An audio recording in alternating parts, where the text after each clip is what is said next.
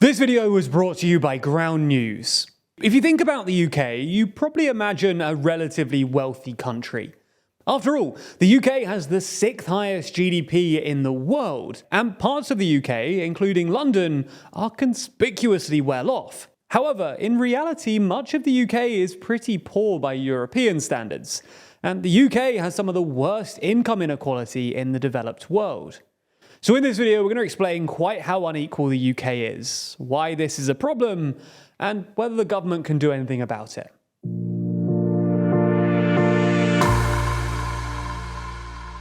So let's start by talking about how we actually measure inequality. There's loads of ways to do it, but perhaps the most popular is the Gini coefficient. The Gini coefficient can be applied to either income or net wealth, and it measures inequality from 0 to 1.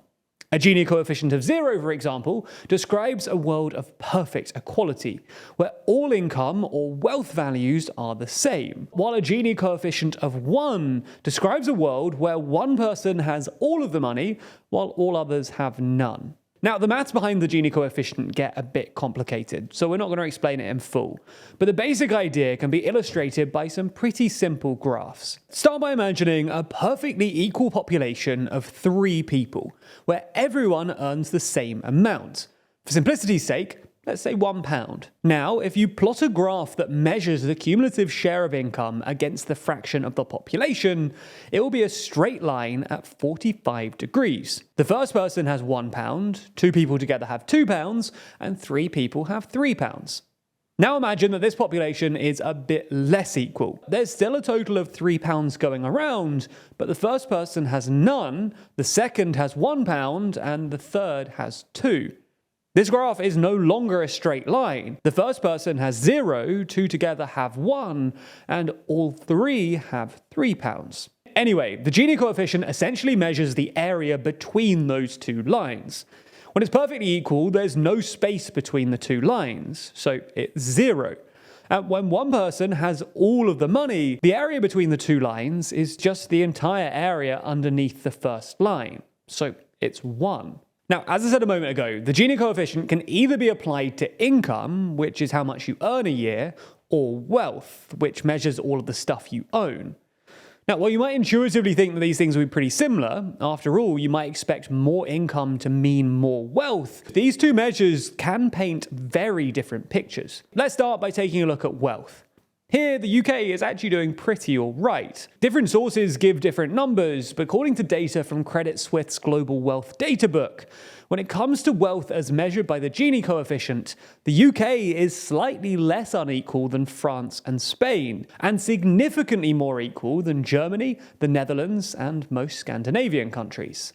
When it comes to income, however, the UK doesn't come off quite so well. Here, the UK has a Gini coefficient of 0.34, according to latest data from 2022. And that makes the UK one of the most unequal countries in Europe. France, Germany, and the Netherlands all have Gini coefficients lower than 0.3. And the European average is also at about 0.3. In fact, according to the European Commission's latest data, only 3 EU countries have a higher Gini coefficient than the UK. Bulgaria at 0.4, Latvia at 0.36, and Lithuania at 0.35. This wasn't always the case though. In fact, the UK used to have a similar income distribution to the rest of Europe. But things got significantly worse between the 1980s and early 2000s. What makes this so interesting, though, is the difference between wealth and income inequality. Germany and the Netherlands, for example, are some of the most equal countries in Europe when it comes to income, but some of the least equal when it comes to wealth. Germany is a particularly interesting case because despite the fact that Germany has some of the highest GDP and incomes in the world, your median German has some of the least wealth in the developed world. Anyway, you get the idea. While the UK has some pretty average wealth inequality, it has some of the worst income inequality in the developed world.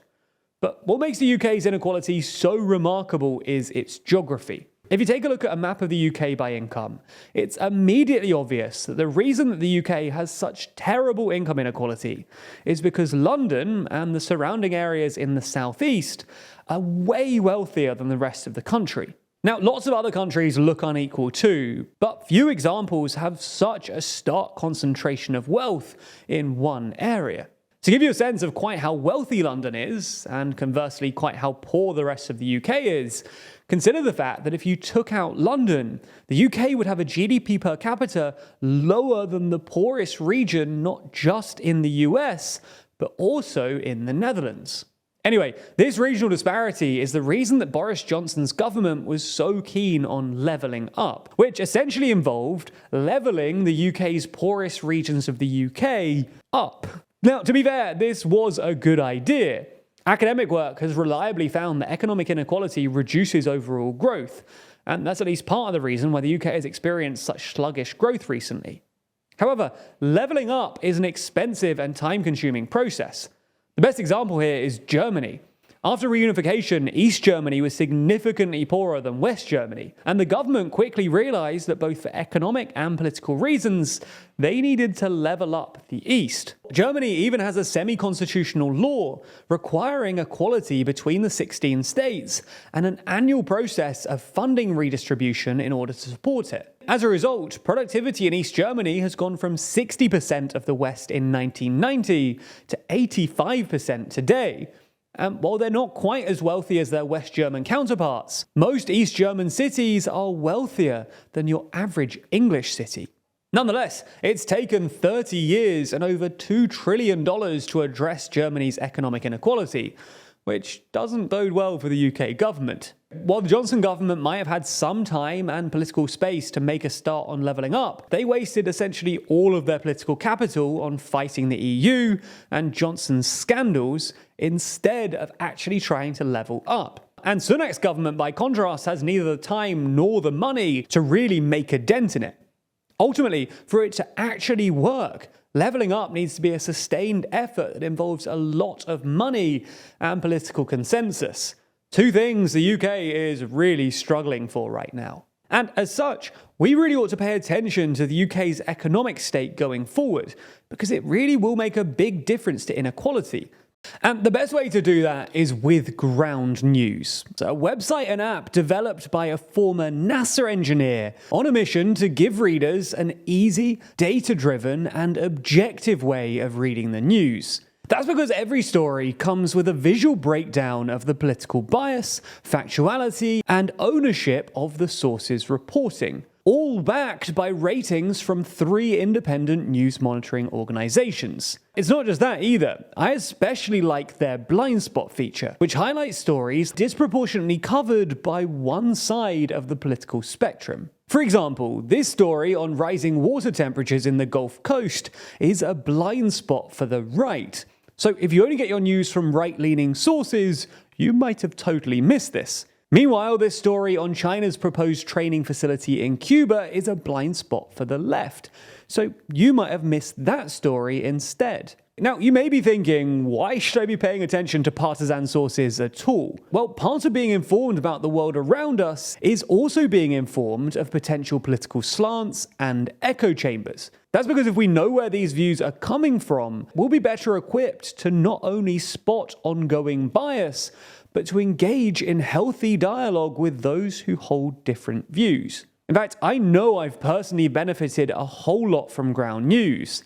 I've gotten much better at spotting political bias, and I've surprisingly challenged some of my own views too. As such, I highly encourage our viewers to give Ground News a try. We're even offering a 30% discount on their Vantage plan for all TLDR viewers. And that includes access to a feature called My News Bias, which is basically a dashboard for your news diet. Sign up to find out how your reading habits change over the next week.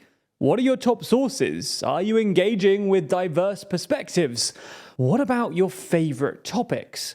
Find out with Ground News Vantage, which is 30% off only using our link. So make sure that you go to ground.news/TLDR or click the link in the description to get started and support an independent news platform working to make the media landscape more transparent.